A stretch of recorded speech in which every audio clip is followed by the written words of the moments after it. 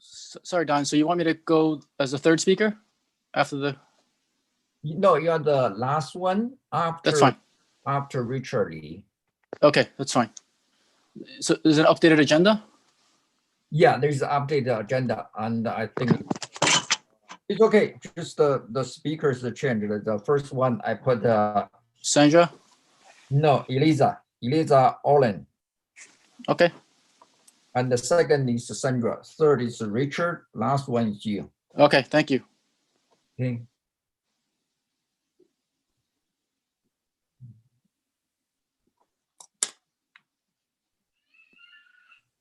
Hi, Alex. Hi, Dom. How you doing? Yeah.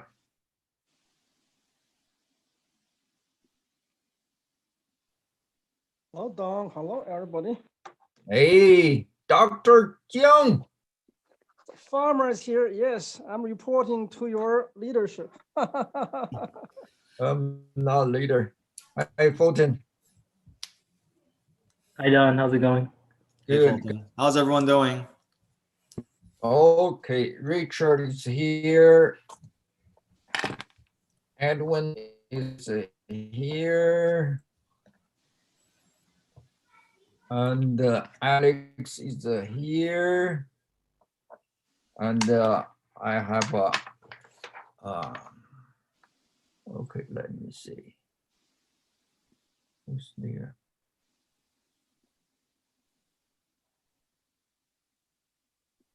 Oh, Sandra is here. Hi, Sandra.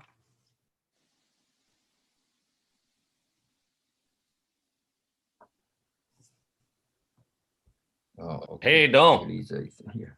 Hi, AJ is here. Okay, good. Hi, Elisa. Nice to see you. Can you hear me? Yeah. We can hear you. Oi.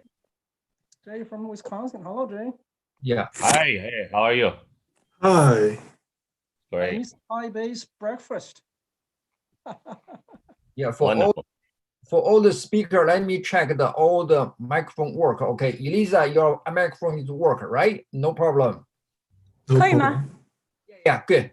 好， Alex, you're okay, right? Yeah, should be okay. And Jay Liang, you're the I'm okay, good. Thank you. Okay. And then I see where is the Sandra? Sandra, would you? Your I'm okay. You hear me? good. Yes. Okay, great. I'll just mute myself then. Edwin speaker is good. Okay, that's cool. Yeah. Hello. Hi, Andrew, good morning. Oh, good evening. Hey, Jay, how are you? Good to see you. Great. Great to see you here. Yeah. Shall we start? Yeah. Give Your me. family are we working? What's going on with that? Sorry about that. But congratulations. Let me get rid of that. We can't wait to Sounds meet. like You're I activated something.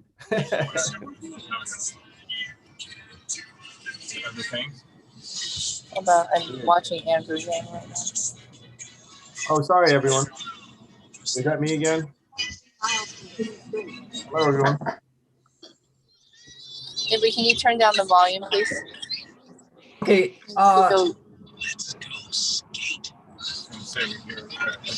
Hey, Angela. Yeah. That's not me. I just confirmed. Avery, can you turn it down?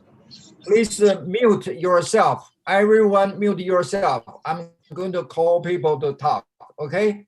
Everyone mute, please. Thank you very much. Today is the last API Club membership. It's like a celebration, and also it's we forecast 2021 is going to be very exciting year as well. So it's the API Club, but since the Andrew suspended his campaign, we have an API Club membership, the meeting with Andrew every month. And each congressional members, API members from Rod Connor, Ted Liu, Grace Meng, Judy Chu, all coming to our club talk. And then we have an API caucus meeting with Andrew too. So that's an achievement of all your effort. I really appreciate Alex, Jay Liang, and Ken Fang, and all the people. they have continued the financial support as well as all the volunteers here. And today's meeting, I just want to have say a few words, say thank you to everyone and Sheldon there, Pan. Hello, Sheldon Pan. Yeah, just say thank you. And also it's we want people to listen to Andrew of his vision to 2021.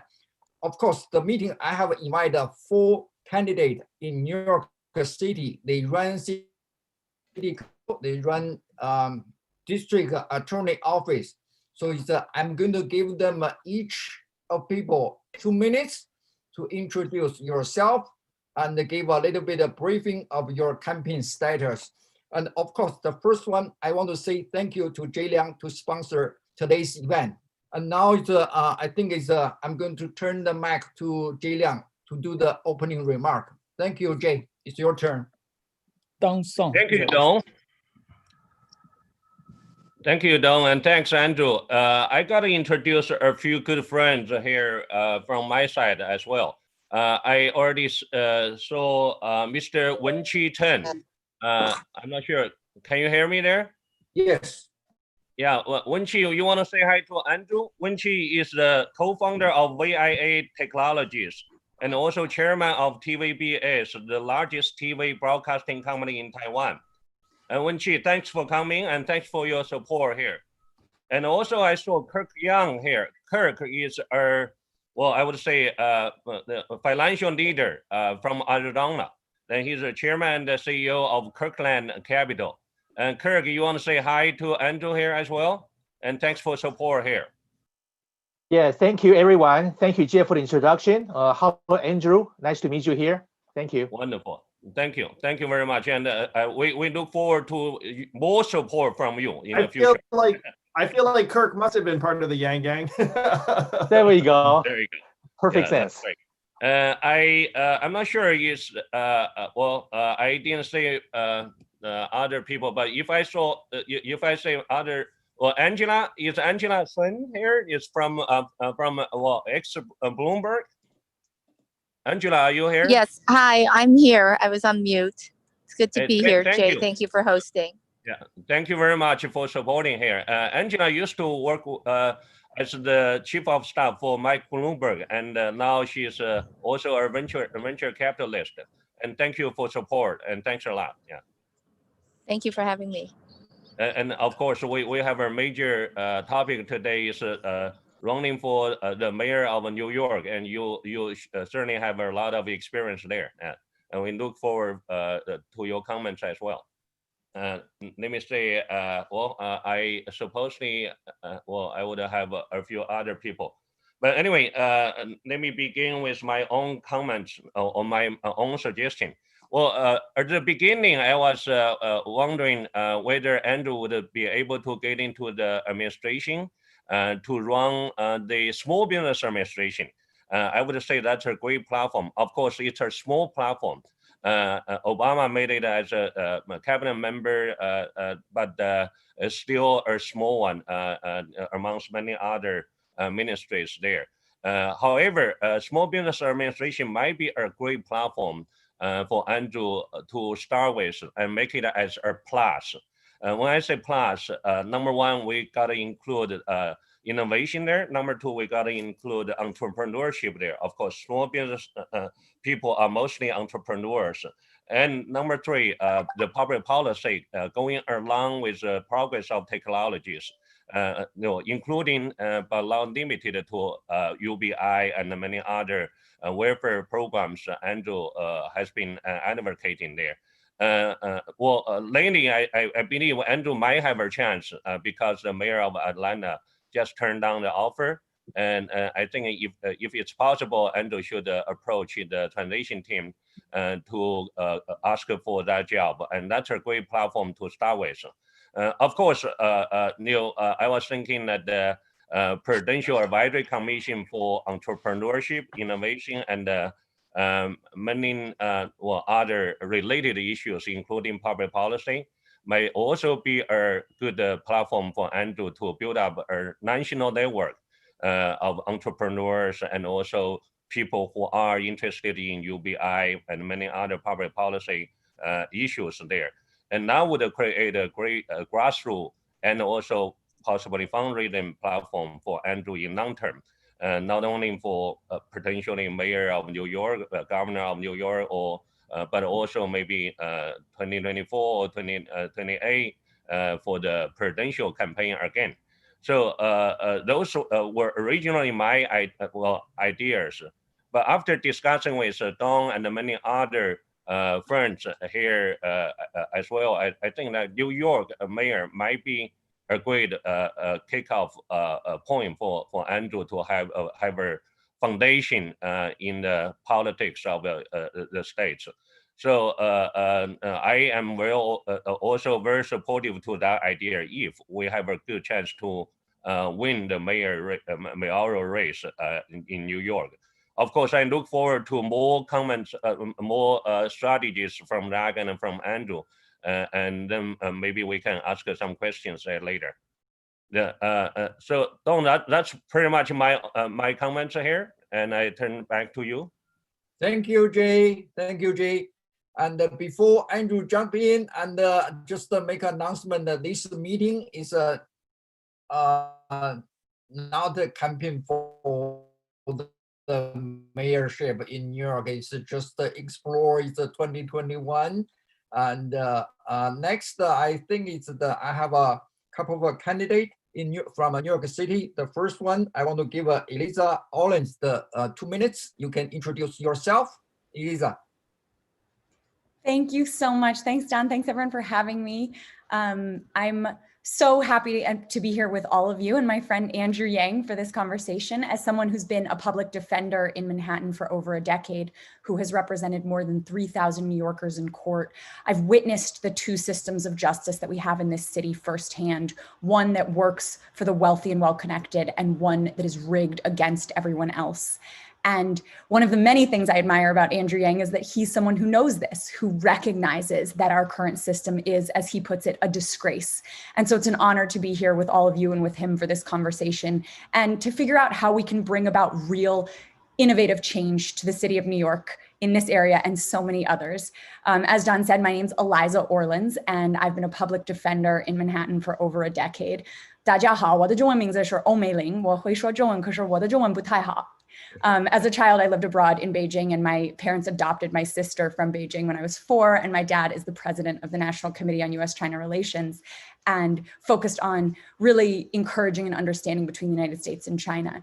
And I have spent my career as a public defender, and I feel so strongly about creating a better and more just system. The system that currently exists is unjust, it's racist, it's biased, and these biases extend to white-collar prosecutions. During the financial crisis of 2008, the current Manhattan District Attorney Cy Vance turned a blind eye to powerful financial institutions committing wrongdoing, while instead choosing to vigorously prosecute and attempt to humiliate Abacus Bank, a Chinese-owned family bank.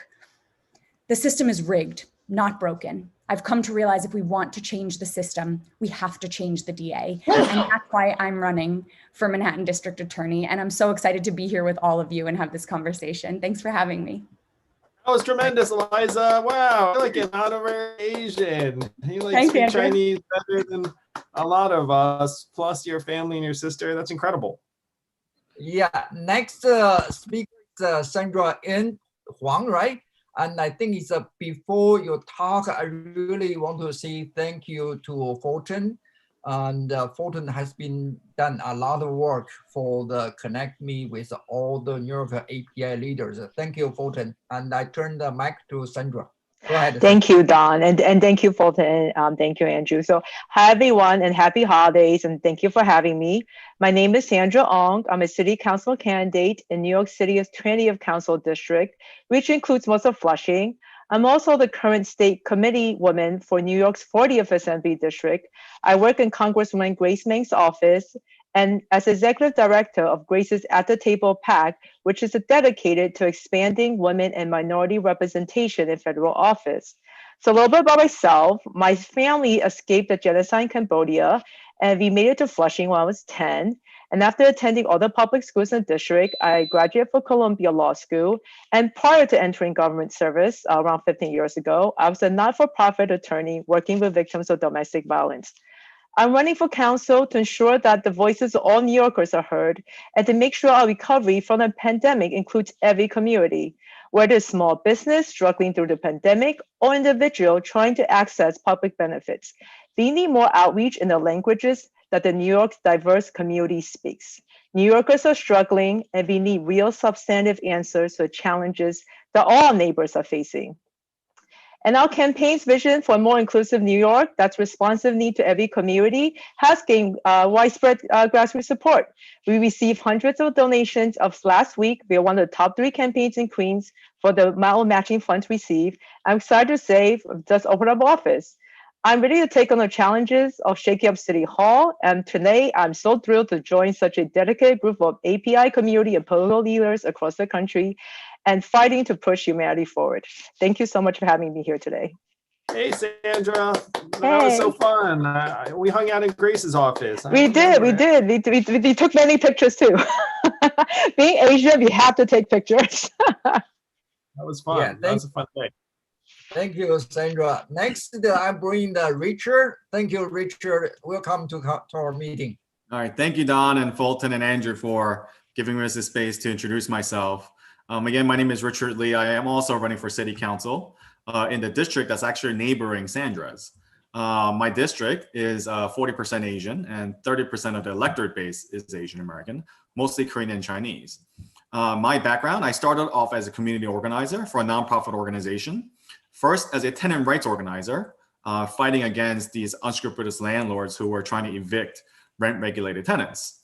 From there, I was able to expand my advocacy efforts and expand into issues like affordable housing, healthcare access, small business access, economic development, and eventually even city budget.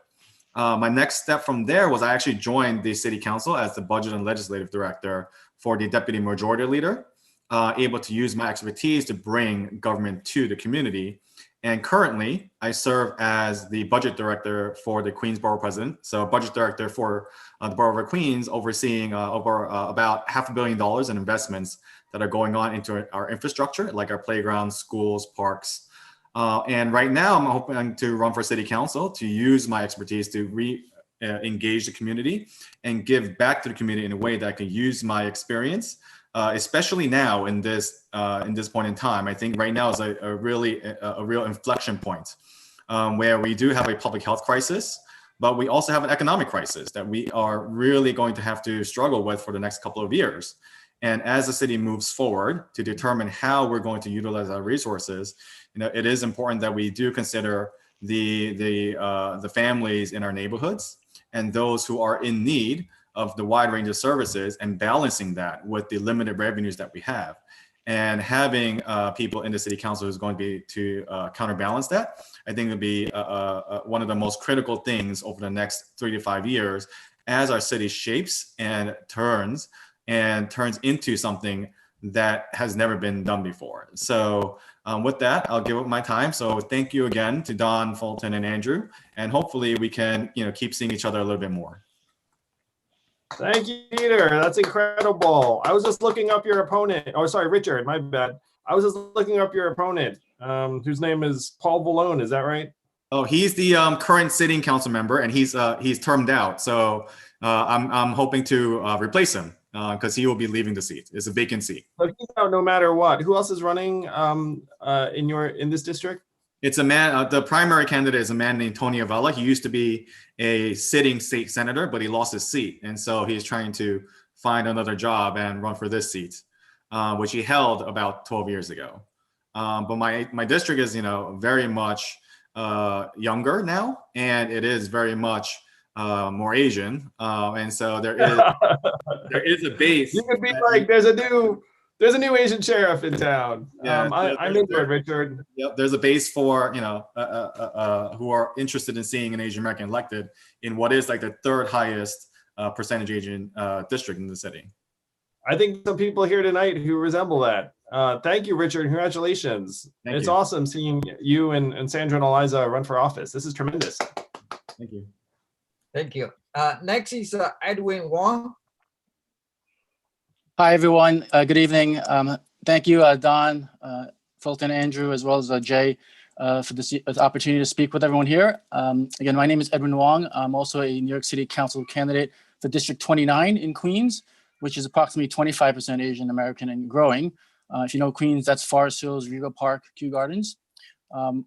Like many on this call, I've supported Andrew as well, contributing, fundraising for his recent presidential campaign, petitioned. Was also, I think I'm the only city council candidate that was a DNC delegate for Andrew Yang 2020. And as Sandra is also a state committee woman, I'm also the only state committee man in all of Queens.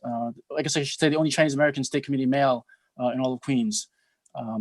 My background is actually in commercial banking. So I've been doing that for over 15 years. And so I understand what businesses are going through at this point in time. And that's one of my main focus areas in terms of my campaign.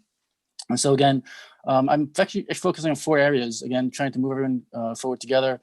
One being small business, trying to make sure we get low and no interest loans to support them. Working with seniors as well, trying to see if we can get something, what I'm saying is universal home care for all the seniors. So that, if they don't qualify for Medicaid or low income, we should still be able to provide them some kind of way to check in on them. Because again, that's something I think is important for our seniors. And there are a lot of seniors in our district. And the next area I'm focused on is something I'm calling the modern technology family. Again, to bridge the digital divide and just to ensure that every family has access to the internet, whether it be at home or wherever they may call home. It could be a homeless shelter, it could be their car. And so that's another area I'm looking forward to focusing on. And again, these are things related to the Humanity Forward movement as well. And the last thing is education. We just want to make sure we reduce the overcrowding in our schools. And the class size is a big factor in that. And we just need to make sure that all kids have access to access to internet as well. And in terms of the remote education and remote learning right now, we need to make sure that they have access to devices that actually work. So those are some of the issues, again, I'm focusing on in my campaign. Again, appreciate the opportunity. Again, I'm all on board with this direct cash relief that everyone in the Yang Gang is promoting and pushing right now. We have to help the struggling families, pay their rent, to the landlords, and also provide, if we can, even relief to some of the landlords, because again, they have mortgages that they have to pay. And again, making sure that we can also provide funding to our hospital and EMS heroes for PPE and things like that. So again, thank you for this opportunity. If you want to find out more about the campaign, my URL is Edwin Wong for All. It's EDWIN WONG 4 AOL.com. And then my email is just edwinwongforall@gmail.com. Thank you again. Edwin, thank you for your incredible support and being a delegate for the DNC. Why don't you go ahead and type in your website URL and contact info, and Eliza, Sandra, and Richard, go ahead and do the same, because I'm sure there are a lot of folks here who want to follow up with you. So go ahead and type it into the chat so that folks can see how they can reach out to you all. I applaud everyone who's running for office. And we all know it's unusual still for Asian Americans to run for office. So I'm like a huge proponent of getting behind the folks who stick their necks out, because they're doing it for the right reasons. They're compelled to service. And like everyone here, it seems like you've all been already working in public service for years. Eliza's been a public defender. Sandra's been part of Grace Meng's office. Richard's been managing the budget in Queens, and Edwin's been doing a ton of work as well. So they've already demonstrated that they're driven by trying to help people. So we need to get behind them. Thank you, Andrew. I don't think I need to introduce you. All these 4 people, I have a very fortunate to have a private one-on-one conversation with them. And I respect their integrity and intelligence, and also they have a pretty good chance to win. That doesn't mean others don't have a chance to win, but at least these 4 people, I'm very, very confident. And also I encourage people in API community around the country to open your wallet to support them, especially people from a local New York area, just support them. And also the Humanity Forward, always Andrew, or my own PAC is going to continue to support all the API candidates there. And today's meeting, I we just I just want to throw out a technical question. I think I know the answer to this, but we might as well just try and like elicit it. Is it true that for these candidates, any donation made by a New York City resident gets matched something ridiculous, like 8-1? Is that correct? That is Yes. correct. It's Yes. 8-1 match, but there's a limit on how much gets matched. For city council candidates, $175. For mayor. All right. So you know what Asians love? Asians love a bargain. Asians love free money. So if you want to support these candidates and you know anyone who lives in New York City and you tell them, hey, if you donate $175 to Richard or Sandra or Eliza or Edwin, they get 8 times that much money. $1,400. Yeah. So doing the math, that's $1,400. Yeah. Did I get that right? Yep. Yes. So sadly, the DA race is not matching. We're governed by New York State. And so the max individual donation is $35,000 per person and no matching. We need Okay, campaign so finance. Eliza's in a somewhat different bucket. So we need to give her more then, basically. That's what you're saying, right? We need to give her Or more. that if someone's frustrated by this like $175 matching limit, then you can give apparently up to $35,000 to Eliza. That's helpful. But for the other 3 candidates, again, if you get a New York City resident to donate $175 to them, they get an extra $1,400. So that's like $1,575 for $175 if they're a New York City resident. So if you want to help those 3 candidates, literally all you have to do is bug a few New York City friends of yours and be like, hey, this is not a big ask, $175. And then it'll multiply very, very quickly. For Eliza, it seems like you can give whatever you want, up to, like significant sums. But I gotta say, like when I understood the magic of this 8-1 match, I found it very, very compelling. So I hope that some people here feel the same way about New York City's financing of these races, and also Eliza. No, sorry, Eliza. Just there's less of like the compelling math magic, but you're very compelling, so that's magic enough. Okay, Andrew, you just it's your show. It's you spend like 20 minutes to talk about 2020, and also most people here they want to listen any possibility of 2021 and how people going to support. Hey, Sam, give me 1 minute. It's okay. I want to introduce a few VIPs here as well. I saw Harry Harding is online. Harry, can you say hi to Andrew? Harry and Shirley have been a strong supporter have been strong supporter in Yangon Group. Harry, are you online? Harry, yeah, I saw him. Yeah, okay. And then I also have Pat Chow. Pat has been very active to support Chinese Americans civil engagement in US, and she's also the founder of Entrepreneur Association in Taiwan. Pat, you want to say hi to Andrew? Hi, Andrew. How are you? We all support Pat. you. Greeting from Taipei. Right now, I'm in Taipei. I used to live in Washington, D.C. for 35 years. Wow, you woke up early for us, Pat. It's what, 7:30 in the morning over there? That's a great I background. call my We're parents in professional off background hours.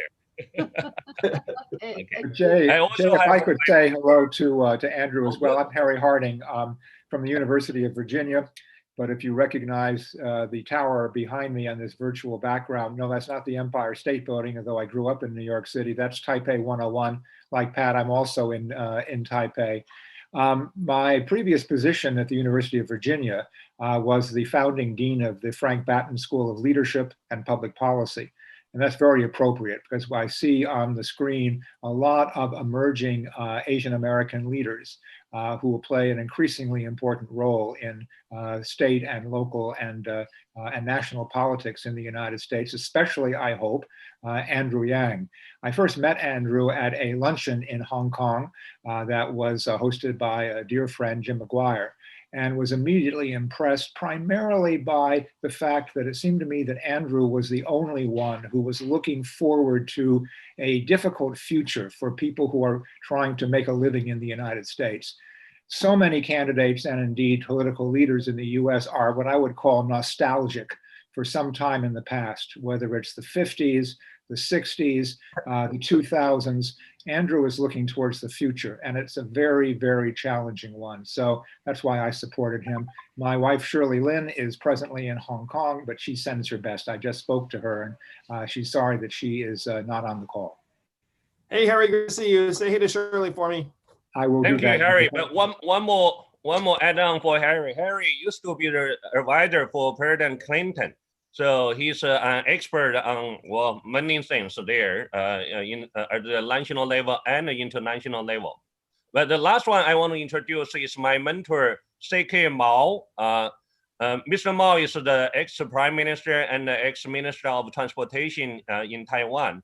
So Prime Minister Mao, can you say hi to Andrew here, please?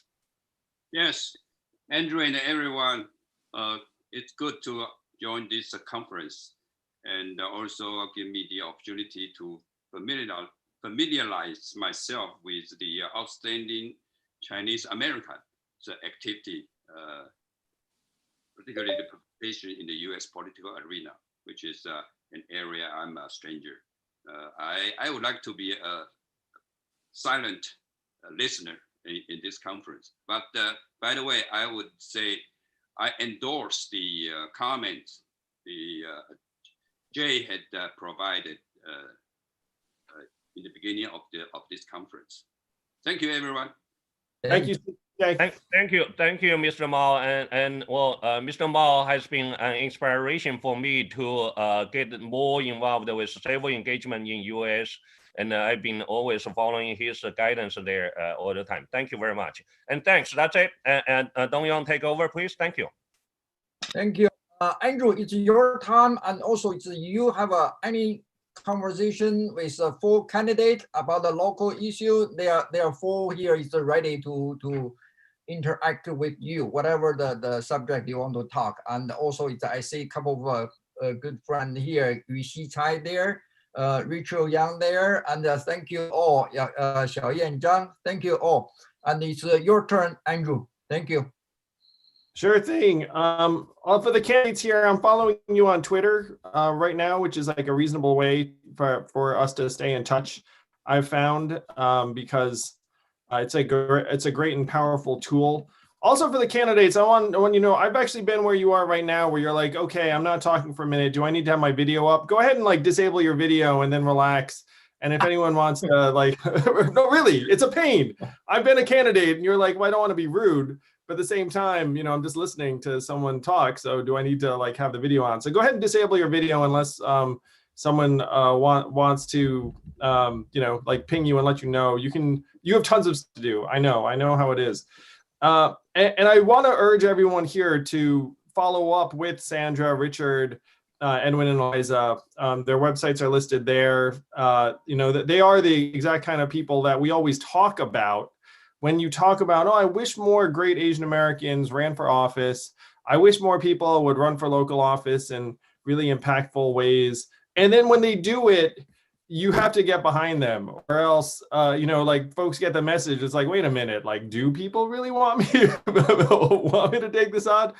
And one thing I would suggest is that if the Asian American community does not get behind these sorts of candidates, then who will? You know what I mean? Like they're doing the thing that we always say we want people to do. So now it's time to act. That's my opinion. And I certainly benefited greatly from people having that stance when I decided to run. And I'm going to suggest that these candidates have a higher probability of success than I did. And you still got behind me anyway. So, you know, if you get behind that, you should definitely get behind some of these local races. Really grateful to everyone who did support my presidential campaign. Didn't want to make light of it. And I appreciated Jay's comments about the administration. So I've been in Georgia for the last couple of months. I just got back in, not a couple of months, maybe 4 or 5 weeks. Some of you are probably curious about the state of the races in Georgia. How many of you are curious about the state of the races in Georgia? Go ahead and like make some kind of, yeah, Don, you're interested. I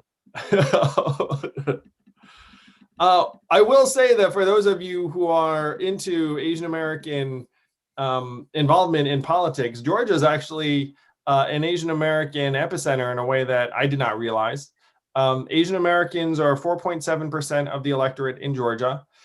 And Asian Americans went for Joe Biden by more than 30,000 votes over Trump. And the state was decided by 12,000 votes. So if you're good at math, you know that 30,000 is higher than 12,000. And so Asian Americans decided Georgia for Joe. And every indicator is that these special Senate races are going to be very, very tight. So if they're very, very tight, and you have 4.7% of the electorate, then it's no exaggeration to say that Asian Americans could easily determine the balance of power in the US Senate on January 5th. Asian Americans are very quickly becoming the swing vote in swing states like Georgia. I was blown away by the Asian American community in Georgia when I was there. It was much more substantial, vibrant, appealing. There's an area there. I'm just going to sing its praises for a little while longer because I really was struck by it. There's an area in Atlanta called Buford Highway, and everyone was like, "Oh, you go to Buford Highway. You got to go to Buford Highway." I was like, "What are they talking about?" You know, like I just thought it was people hyping up something local, and you're just like, "Whatever." But then Buford Highway is just this endless stream of Asian food plazas. Like every Asian cuisine you can imagine, like one bubble tea shop per plaza, and it was just as far as the eye could see. And as far as I could tell, all of it was really authentic and delicious. So that's what Georgia is becoming. You don't think of Georgia as some place where Asians live and work, but there are a lot of folks. Yeah, it was great. Now, what do I think is going to happen in the races in Atlanta? If you turn on the TV, you could not miss the Republican ads. They were everywhere. And the Republican ads were very, very dark and negative and racialized, frankly. That they would literally just show John Ossoff or Reverend Warnock walking around with Black and Latino people, and then they a vote for David Perdue is a vote to save America. Or, you know, like if you want to keep them from destroying America, vote for Kelly Loeffler. Like literally, that was the tone and the rhetoric. No exaggeration. So will that be effective? I think it may be effective, unfortunately. It's a very, very dark truth. The polls now, and you can't trust polls entirely, have the Republicans winning each race by like 1 point or 2 points. And that I feel like is the terrain in Georgia. I think that it's going to be a slight uphill climb for Democrats. The main variable is whether some Republicans decide to sit this one out because they're so upset about Trump losing and like the quote unquote rigged election and everything else. So that is a variable. I think it's either going to be 0 or 2. I think that folks are going to vote both Democratic or Republican. There's not going to be much ticket splitting. So that's my sense of things on the ground in Georgia. It was a blast. I'm really psyched that Hannah's there knocking on doors and that there's energy on the ground. Oh yeah, it was great. I enjoyed it the heck out of it. So that's what's going on in Georgia. In terms of my conversations with the administration, when I was in Georgia, I had talks with the administration. The transition team reached out to me. They asked for my thoughts on various roles and positions. And those conversations, I think, would be fruitful. But I confess that like my energies, I got drawn to a different type of role or a different environment. And so there were some people waiting for me in the Asian American community, members of Congress, for various cabinet roles. And I at some point I told them, look, you should push other people in our community, not me, because like I'm likely to choose a different direction. So that's something that took place over a multi-month period. I obviously campaigned for Joe. I'm very excited that he's going to be taking over. But I feel like there are other ways I can contribute that could be more impactful. And one thing I'm particularly proud of that I think is something of a harbinger for what's going to happen next year. You were all probably keeping up with these the relief packages, the stimulus negotiations. So I've spent the last 2 months talking to over 60 members of Congress about cash relief and stimulus checks. And what I've said to them is, look, 74% of Americans are for this. It turns out I was too low. That was an earlier survey. Now 88% of Americans are for this. Like 3/4 of your constituents, including a majority of both parties, are for cash relief. It was the most popular thing you all did in the CARES Act, and you should keep doing it. We're going to get out of this this hole we're in. And I'm happy to say those conversations actually bore fruit with the actual bill that came out and that they're signing tomorrow morning.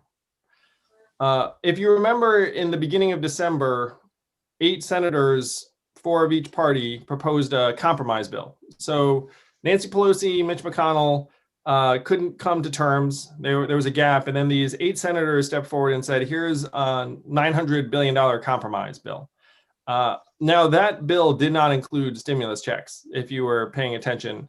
And so I spoke to dozens of legislators and managed to rally a bunch of folks in both parties to say, look, we should really have stimulus checks as part of this relief package. And the stimulus checks ended up taking the place of local government aid in the real bill. Adrian, can you mute? Thank you. So it's not an exaggeration to say that your efforts, this movement, helped activate stimulus checks in this latest bill.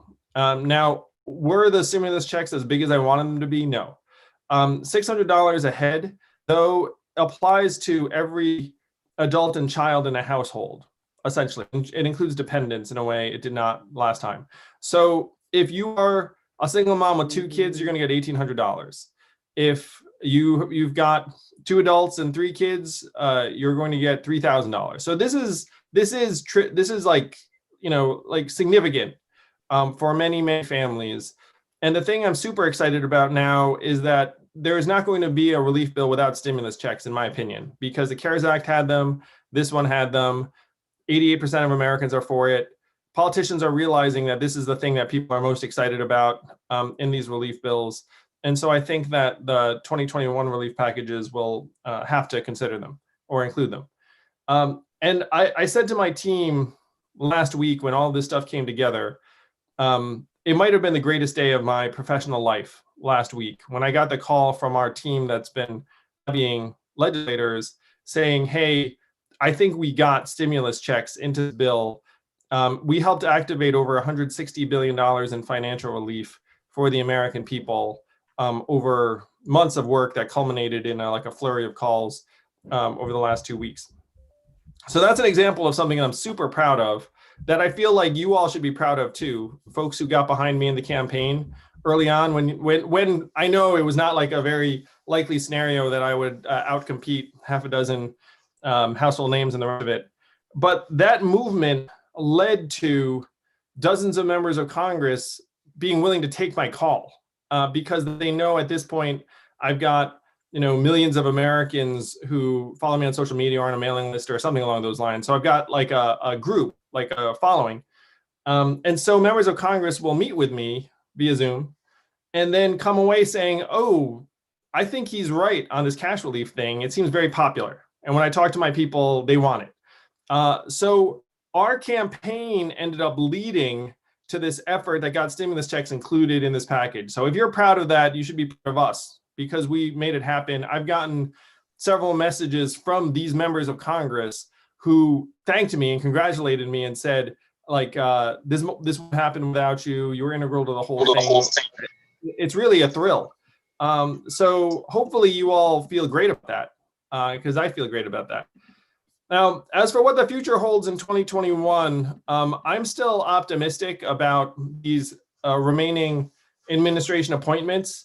They're the very highly visible cabinet appointments, but then there's a whole level of very influential appointments below that. So I know a lot of us are just like cabinet, but there are a lot of things in the government that are going to take place in the White House level, which is not cabinet, at the deputy secretary level, who frankly do all the work.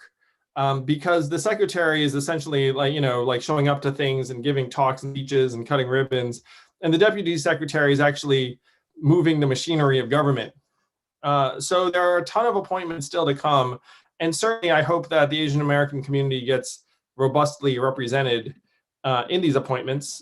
I do think that we earned it politically. Don might have the numbers on how much money we raised for Joe. Let me ask, Don, do you know how much money the Asian American community raised for Joe? At least 14 million. What was that number? 14 million. Yeah, that's consistent with what I'd heard. I knew it was past 11 million, so more than 14 million makes sense. And beyond the money, there was the votes. Like Asian Americans went for Joe 2-1 and decided a whole series of key states. So Asian Americans put in the work, and I think it's very reasonable for us to expect to be recognized and included in Joe's administration. So fighting for that is very important. Helping Asian American candidates get the resources they need to compete and win is very important. I'm excited about 2021 in large part because I think we're going to genuinely start recovering from this vaccine, from the coronavirus. And it seems like a vaccine is going to be relatively broadly available pretty quickly. I have friends who are healthcare workers who are getting vaccinated. Obviously, like Joe Biden and some senior members of Congress got vaccinated today. And there's not going to be a full-fledged economic recovery until people feel safe, convening, gathering, traveling, and that's not going to happen until a critical mass of Americans get vaccinated. What I've seen in the numbers is that you need 70% of Americans to be vaccinated in a particular community to achieve herd immunity, more or less. Right now, the polling has a lower percentage than that of Americans who say that they are definitely or probably going to vaccinate. So we have some work to do. We have to do everything we can to help folks accept the science, get this vaccine, and get us in position to recover. Because when I think about the small business owners that Edwin and others were talking about, I think about the restaurant and shop owners in the Asian American communities I visited when I was running for president. And I imagine what would help activate businesses again. Right now, those businesses are largely largely struggling and suffering. Like that, they don't have anywhere near the business that they did. So you have to imagine that it's going to take some real work to re-energize the consumer market to a point where people will just show up to that restaurant or store at the same levels they did pre-COVID. And so that path is where I think our energy should be focused. And I think Asian Americans can play a huge role in that too. And I think if we do that, then it's going to benefit our community significantly. Because right now, Asian American business owners are suffering disproportionately from many things I've seen. And the sooner we can get this vaccine out broadly, then the sooner people just want to go out and have fun, get Asian food, go shopping, and do all the things, buy property, like do all the things that help make our community and the entire country's economy stronger. So that's what I'm focused on in many ways. I'm going to put out an idea that I also think might be something that our community is helpful at. I had a picture of Taiwan. My parents are in Taiwan right now. I don't know how many of you knew that. And they have gotten COVID under control to a very high level. Like everyone's just eating in restaurants and going to ball games and doing whatever. I think the total number of cases they had in Taiwan was 15 or something ridiculous. And it's been very much under control. So we have to do everything we can to try to get better data and transparency here in the States. And I think that our community can play a leading role. So we failed when it came to the actual pandemic. Now we have a second chance at it with the vaccine. One thing I'm going to suggest is that if you had a way, because they're going to be public records as to who gets vaccinated, given that some of the vaccines require 2 doses, so you have to be pretty careful about who's getting the vaccine and getting the booster. So if there was a way that was very, very inclusive of people's privacy, where you're not sharing anything about yourself except for confirmation of receipt of the vaccine, then that could actually restore public confidence very, very quickly. And that's the kind of measure that I think a place like Taiwan has been really strong at, where there's like very robust sharing of data. And if there's like an issue, then like it gets communicated very quickly, that America has been very, very poor at. And so the goal is that we can try to get some of that transparency and data with this second chance that America is going to have. And that's going to be the story of 2021. So would be thrilled to take any questions you might have. And really thank you all for being here, for supporting me, and for supporting Asian American candidates across the country, particularly in New York City. Remember the magic of the alchemy. This campaign financing 8-to-1 match makes your money go very, very far and will make your friends' money go much, much further. Thank you all. Thank you, Andrew. I'm going to turn the microphone to Alex Wong. He's going to moderate the Q&A session. Alex, thank you for your 1 year, 2 years support to Andrew and Humanity Forward. Thank you. Go ahead. Thank you, Don. Thank you, Andrew, and everyone that spoke before this. And that was a very much needed review of 2020 and a vision for 2021. To say this year is one that was filled with challenges and devastation is an understatement, but there were also progress and much togetherness. From the politics standpoint, we started this year with a large crowd of candidates looking to defeat the current president. And I'm glad to say by now, one of them succeeded, even though Andrew, I was hoping it would have been you.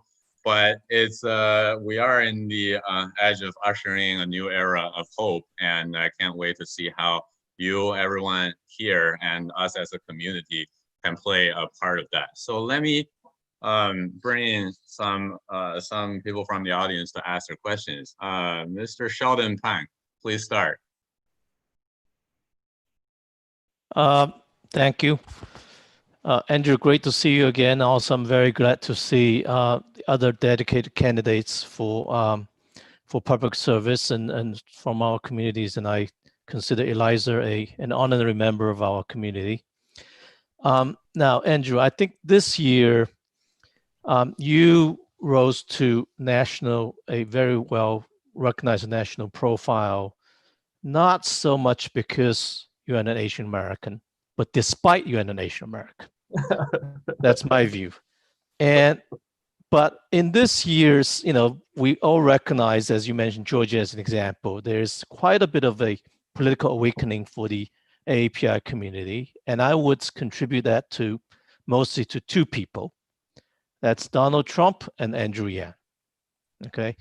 From different angles, okay? One was push, one was pull. The challenge going forward, right, with APIs at say 7% of the US population at this point, and I wouldn't be surprised the next few years being the fastest growing minority group who can go to say 10%, right? But if by the time we go to 10%, that would be very significant in national politics. And in addition to currently in places like California, New York, or other battleground states. So if you think of the Black American, right, they have a very clear calling, which is, racial equality. If you think of Latinos, they have a central theme, which is immigration, right? If you think LGBT, they have a thing. And if you think women issues, they have, say, pro-choice and so forth. And I'm just thinking, what would be your view, Andrew, in terms of a rallying call for our community, right? If you think of us, and think of our challenges, right? And I can think of, obviously, with the emboldenment of the white supremacism, that's one challenge. That's true to all people of color, but more uniquely to us, to Asian Americans, one that would be COVID-related sentiment, racist sentiment and attacks, and the other will be falling victim to the free-falling U.S.-China relationship. right? It's again, it's not just Chinese Americans or Taiwan Americans or PU from, Singapore, Hong Kong. It doesn't really matter. For many people, they can't tell if they're Chinese or Koreans or Japanese, particularly for East Asia or Vietnamese for that matter. So the issue that I'm sort of looking for is, what would be the common denominator that we can use to unify our community? And I would very much like to get your view on that in terms of a simple people that identify with like a simple writing call. Thank you, Sheldon. Appreciate your perspective a great deal. Appreciate the credit you're giving me in activating the Asian American community. I think you've hit upon 3 key issues that are all interrelated, and then speak to what I think should be the Asian American unifying cause. So you suggested that there's anti-Asian sentiment arising from coronavirus / being the victim of white supremacy. So those 2 things are related as racial hostility. And then there's a deterioration of the US-Asia relationship, particularly with China, which also engenders racial hostility. And so then you say that, what can we do to combat these 3 things simultaneously? I'm someone who acknowledges the central role that race plays in American life. But I also think it's much, much harder to resolve some of these tensions if the American way of life is declining simultaneously for the vast majority of its citizens, who are still a majority white, particularly in rural areas. Like, you go to a rural area now and want to scapegoat China, you'll get a very receptive audience, because they look around, they're seeing their farms start to wither, farmer suicide are becoming a problem, their kids don't want to stay. They've got this real mindset of scarcity that makes them much more susceptible to xenophobia. So the argument I was making around universal basic income and a human-centered economy, I believe should be an Asian American cause, where Asian Americans historically, if we've had an economic argument, it has been, frankly, just like, keep our taxes low and let us do our thing, and then we'll be all right. But as America starts to actually fray, that's not going to be enough.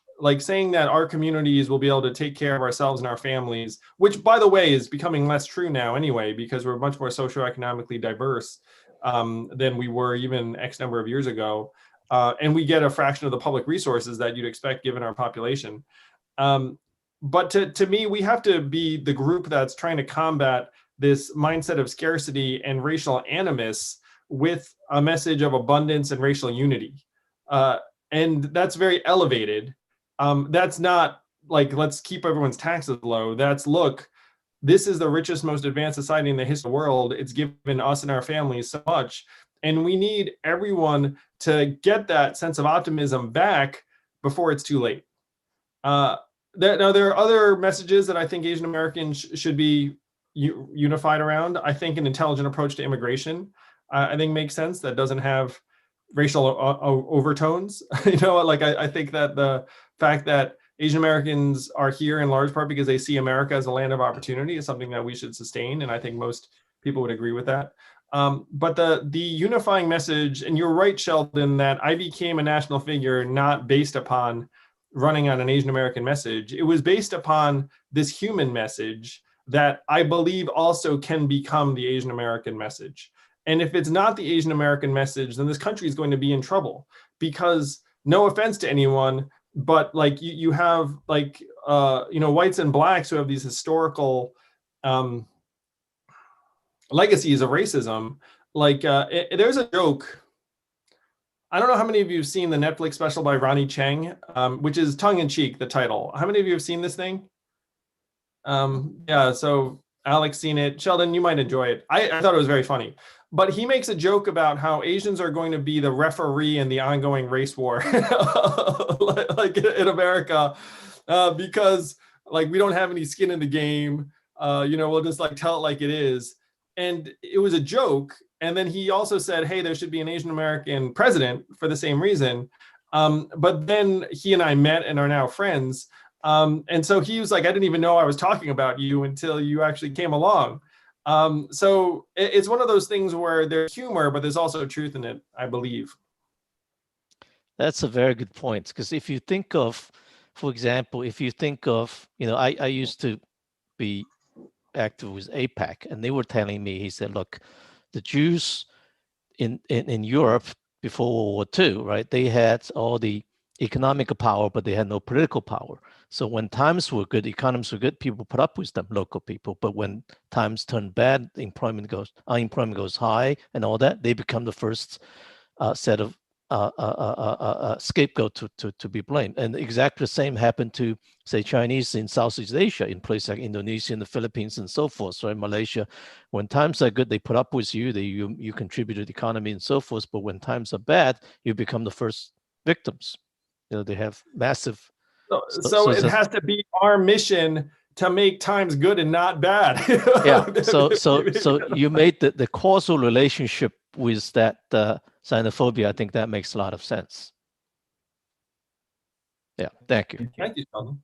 Great. So for the next question, I would like to bring on Mr. Sing Kong. Chinko. Are you here? Yeah. I'm here. Yeah.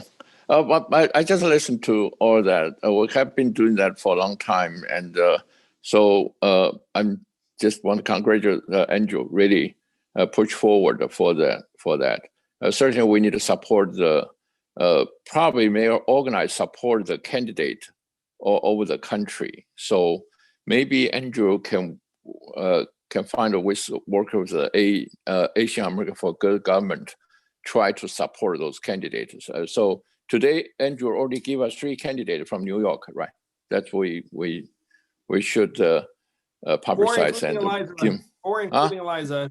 4 including Eliza, Shin Kong. Just want to throw that in there. Yes. Okay. No, but anyway, yeah. Thank you for this kind of meetings. That's yeah. Great. Thank you for that comment. Great to see you. Yeah. Nice to see you. Nice to see you. Is Mr. Guang Yang here? Yang Guang. Yes, I'm here. Hi, Andrew. Hi, everyone. Yeah, thanks so much for your commitment, all of you, to public service. It's something I will be very interested to support all of you. Thank you. Thank you, Guang. That was fantastic. It's good to see you, man. You look good. Yeah, good to see you. So I know we have a big task ahead of us. I think in New York it will be a great place. Yeah, we can make better. That's for sure. But yeah, just want to reinforce that conversation with Sheldon a little bit. That's one reason why I was pressing on cash relief so hard, like for this Congress. You know what I mean? Like that has to be, to me, the message. The fact that we managed to activate $160 billion for Americans. I want you to imagine a struggling American family right now.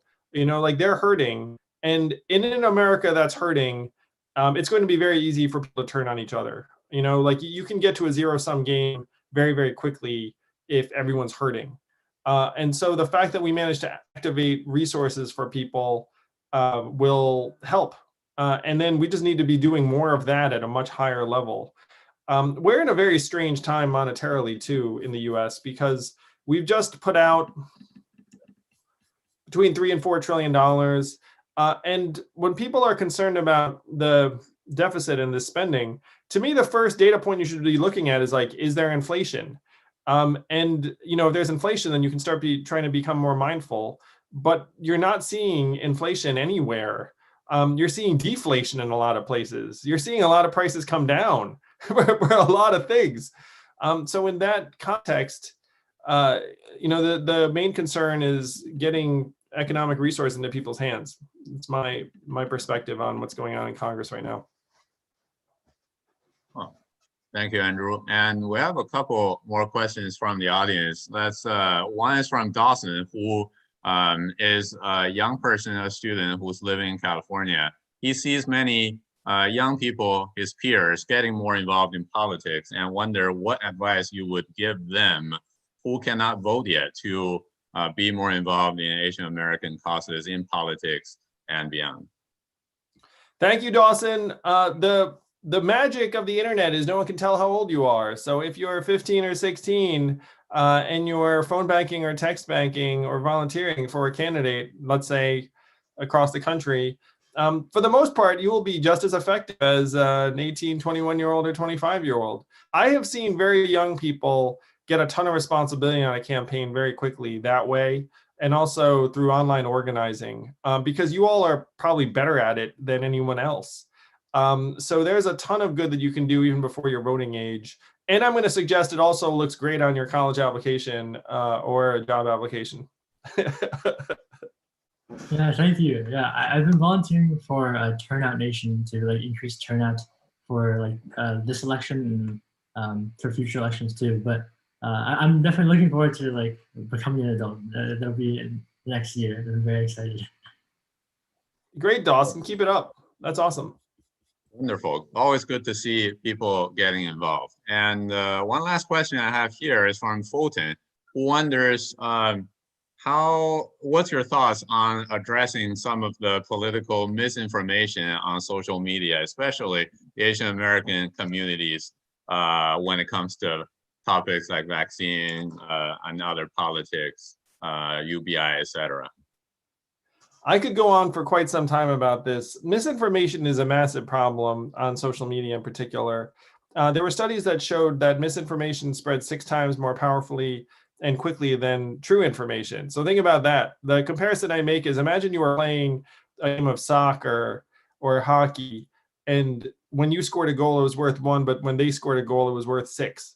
You know, like, how would you feel in that game? You'd feel pretty terrible. You'd be like, I'm never going to win. That's what facts are like on social media. So like, you put a fact out there and it goes this far, and then you put a lie out there, it goes this far. So we need to, in my opinion, get into the guts of these social media apps. And there's a lot of confusion in the US about the First Amendment in different ways and Section 230 of the Communications Decency Act. Like, this is an example of the US just being so behind the times. It's incredibly painful. So I could get into some of the rules that I think would be helpful. Like in the short term, it's going to be very hard to combat misinformation. Like, I genuinely think that this is something where you need either a consortium of the tech companies, media companies, NGOs, and the government to get together and like get some rules of the road around this. And this is going to become even worse when there are deep fakes. That you just have a video of me like saying whatever the hell you want, and just put it out there, and there's like no way I can disprove it. And then you're in a post-fact world very quickly, because then there could be a real video of my doing something or saying something terrible, and I could be like, it's a fake. And then no one knows what the heck is going on anymore, because it's like, well, like, we're this close from that. It makes me so mad that we're just allowing this to go on because the US government can't figure it out. I'm sorry, you touched on a sore spot for me. So the bottom line is, it's going to be very hard to combat local misinformation until either there's a consortium of different players that would have to include the tech companies, or effective government regulation. Thank you, Andrew, for the answer. And that's a very relevant question for our society nowadays. Obviously, there's a Netflix special, The Social Dilemma, that came out this year. And if anyone that hasn't watched it, I recommend we do. And I know, Andrew, you've been organizing and supporting the data protection project to very much address this issue. So yeah, anybody who's interested, please check those out. So another question I'm sure many people are wondering, this one is from Alex from the World Journal. He's wondering, to what extent are you interested in running for the mayor of New York City, and any concrete plans on that or not yet? I've been having conversations with various people in New York City, trying to learn about different problems and issues, and how the next mayor could potentially help. So I don't have anything new to report, but should have a decision sometime early next year at the latest. Early next year at the latest, I'll have a clean decision. Great, good to know. And since you're still looking into that, I wonder how much information or not you have with this next question from Jingli Yu, who wonders what's your opinion on admissions to specialized high schools such as Stuyvesant High School. Do you believe? Stuyvesant, very famous. Ah, My I wife see. have- Hi, Andrew. Hey, how are you, Jingli? My wife actually went to Stuyvesant. Hi, how are you? Ah. Hey. Oh, I and don't know. I went to Hunter, so you know, small world. Yeah, I don't know if this was your question, Jingli. Was it? Yeah. Yes. Yeah, it was. So the SHSAT, which is the test they take, and the specialized high schools in New York have been this incredible ladder of opportunity for immigrant families and Asian Americans in particular for years and years. I have friends who benefited from it directly. My wife went to Stuyvesant and benefited from it directly. And so I think that should not change. Like there needs to be a ladder of opportunity for immigrant families. And I would not change or get rid of the SHSAT as some people are advocating. I do think that there is a place for other factors in admission to these schools. I speak from some experience where I went to a prep school myself for 11th and 12th grade. So I took the SSAT, which was probably the exact same thing as the SHSAT. I bet it was literally the same test. But then I also did do interviews and I wrote a brief essay, and those things got included in my application. And I think it would be very fair to include factors beyond just the test when it comes to admission to schools, because I think a lot goes into, a school fit. And I actually don't think it's a great message just to say this school is for people who just get this score on like a particular test. There's more than one school. So like there should be a way of trying to determine like whether there's a fit between a student and a school beyond just one data point. So that's my outlook on it. I'm a big fan of the specialized high schools. I do think that it would behoove New York City to actually try and expand the number of slots rather than have a zero-sum game where different groups are saying, hey, you're getting this, and we're not. We're such a big city. We have like 1.1 million school children. There should be enough excellent schools so that parents feel like there's a school for their child and that it's not just one school for their child or two or three. Wonderful. Great. So considering our time, maybe we just bring in one more audience. Albert Wang, please, your question. Oh, okay. Hi, Andrew. Good to see you again. Sorry, I was up late. Hey, Albert. How are you? I had to work today, as most people do on the West Coast. But anyway, this misinformation stuff. What do you think about the exemption of the internet platform from lawsuits? I heard both sides of argument. I think they both have valid points. Sorry, I'm just typing it. I'll just say it. Tony, we have to do something to help New York's Chinatown. I've been there and it's rough. Albert, your question about the liability shield, which is what they call Section 230 of the Communications Decency Act, Correct. Says essentially platforms have no liability for third-party content. Now, this law was written in 1996. Facebook was started in 2004. So this law could not have even imagined a Facebook, or the contemporary internet. And so Facebook is now like a $700 billion company, last I checked. And they're taking their franchise is built around a law that was written 8 years before they even existed. And then Facebook muddies the water by saying, we're not a publisher, we're a platform. Mm-hmm. And the only reason they make that argument so strongly is because they don't want the liability under Section 230. Now, there are some folks who are like, just repeal Section 230. Right now, this situation is untenable. To me, the right approach is to amend Section 230 and say, look, you can have liability for third-party posts, but that does not include any content you amplify, particularly for commercial gain. Now, what do I mean by that? Like, let's say I post something on Facebook Facebook can legitimately say, it's like, okay, I don't need responsibility for that because I couldn't even see what it was until you typed it or posted the picture or whatever it was. But Facebook has these algorithms that amplify this content so that more and more people can see it. And they make money off of that. So that is a commercial decision. And there is no reason why they should have no liability for that. Like, the fact is, most of the content we're concerned about is getting amplified by Facebook algorithms. So you can have a liability shield around the original post, but that does not include all of the stuff that comes after. The other thing I would suggest is that if you have this liability shield, there should be some quid pro quo. One of the ridiculous things about what's going on right now is that Facebook is a de facto public commons. Gets used by, at this point, like, you know, billions of people around the world. Like, I think 170 million Americans use it, like more than half the population, whatever. So right now, we're trying to hold them accountable for kind of like government-like decisions they make. But the thing is, they never even really share the data. They have all of these content moderation decisions they're making, but it's essentially in a black box. They say, trust us.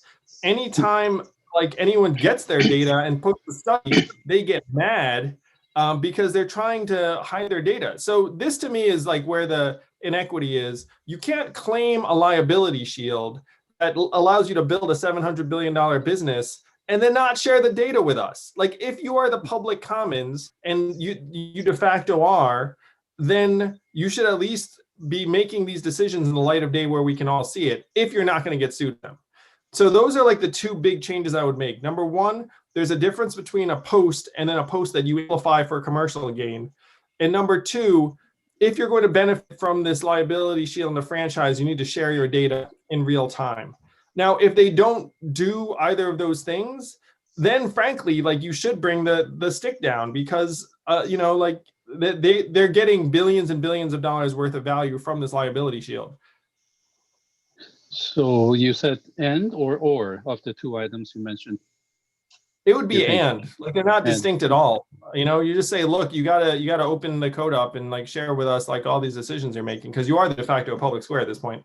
And you can't claim that you don't have any involvement when you're amplifying a lot of this content for your own commercial gain. The other thing I would say that I would be for, and this is very dramatic, the major problem with these social media platforms, and the reason why we're all losing our minds, is because they're advertising driven. And they're all advertising driven, so they're monetizing our attention in a particular way. The big difference is, like, we all have various platforms. If you watch Netflix, it's an experience, you know, like good, bad, love it, It's a different experience when you watch YouTube. Now, why is it different in YouTube? Because YouTube has like advertising rabbit holes and it's trying to suck you in and keeps like feeding stuff in the algorithm. You know, it's like super generated. They're different experiences. So in my mind, you should also mandate that every social media platform creates an ad-free version that we can all pay for if we want. Because that way, if you wanted to lighten up like the rabbit holes and the ads and the rest of it, you could be like, look, and it wouldn't even need to be that much money. It'd be like $15 a month. And then you should be able to scrub all the ads from your Facebook feed and everything else. And I'm going to suggest that would be tremendous for society. That's actually about how much Facebook's making on ads per user right now. So they shouldn't care. You know, you would just apply it to US users anyway, which at this point is only 10% of their user base. So there are all of these things you can do that are much bigger and more dramatic to try and like change things for the better. But our government doesn't even consider them because our government does not understand technology in the least. The average US senator is 60 years old, and that's the average. So you have a lot of folks. And then when they bring the tech companies in for these committee hearings, they just browbeat them for political theater. And then they have like completely antiquated legal frameworks to evaluate, like antitrust. You know, I know there's probably going to be an antitrust, measure coming because it's the only tool they have. But these, like, the tools don't really make sense in context of technology. They don't, like a lot of these markets will just converge around one winner anyway. You don't need 3 social media networks for the same function. Like, you're only going to have one. So as you can tell, I have some ideas, Albert, but the liability shield should be amended to include other elements. Great. Thank you very much. These are great comments. Great. Thank you, everyone, for asking the question, and thank you, Andrew, for providing your thoughts. Now, I will turn the mic back to Don. We are concluding the questions and answer section. Thank you. Thank you, Alex, and thank you, Andrew. This is a pre-Christmas party, and thank you, everyone, for the whole year's support. Thank you, Jay, to sponsor. Thank you, Dr. Jensen there, and everyone have a Merry Christmas and Happy New Year. And especially appreciate the 4 candidates from New York area. And no one shied your video. You all stay on. The people remember you. Well, to drive people to see you as much as we can. Thank you. Thank you, Andrew. Thank you, everyone. Happy New Year. Thank you, Jay. Thank you, Don. Thank you, team. Thank you, Alec. You all are the best. And thank you to the candidates. You all are tremendous. I have been through a version of what you're going through, and you're going to be great. You're going to get all the support you need, and it's going to be tremendous. Bye, everybody. Thank you, Andrew. Thank you, Don. Good job. Thank you. Have a good night. Happy holidays. Happy holidays. Thank you. Happy holidays. Okay, anyone want to stay? I'm here for another 30 minutes, okay? If you want to make a post the event, a comment or whatever, or chat, I'm here. Thank you. Hi, Don. Yeah, the event is finished, but I like to hear whatever the comment you have, anyone. Great. So is the streaming cut off as well? Yeah,